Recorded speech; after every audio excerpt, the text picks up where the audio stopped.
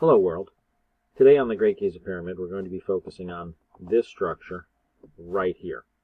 Now that structure happens to be this structure which sits next to the Great GIZA Pyramid.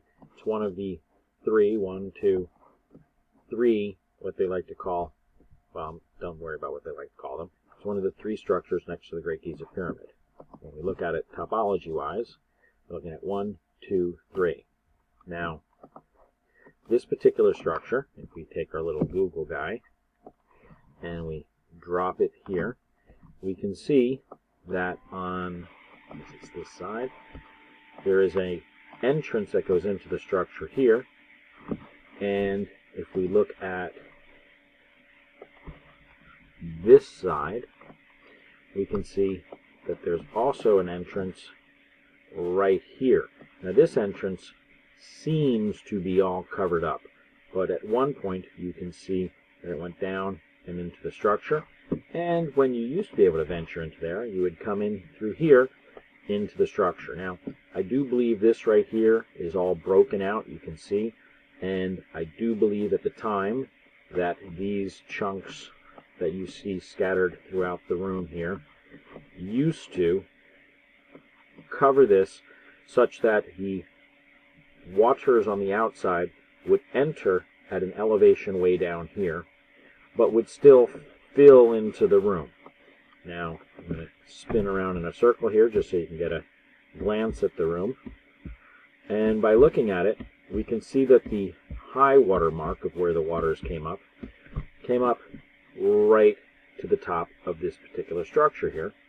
And the low water mark seems to be down here in correlation with this. You can see it right around the room.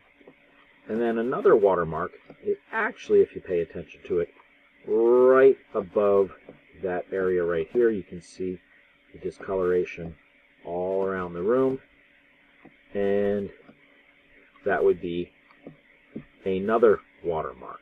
Now, it may be different densities of water, and maybe potentially it's water and some other substance, but you can clearly see the watermarks. Now this is where it exits out to this area right here that we just looked at, and the other one is this area right here, right there is where it looks at.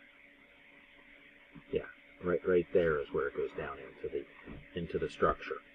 Now, what's really not able to be truly visualized here is that one section here, this is all below ground. This ground level is about where this is, and that this is all below ground, and that comes into play when you look at this right here being below ground, and how the waters that would be there are going to correlate back and forth with it.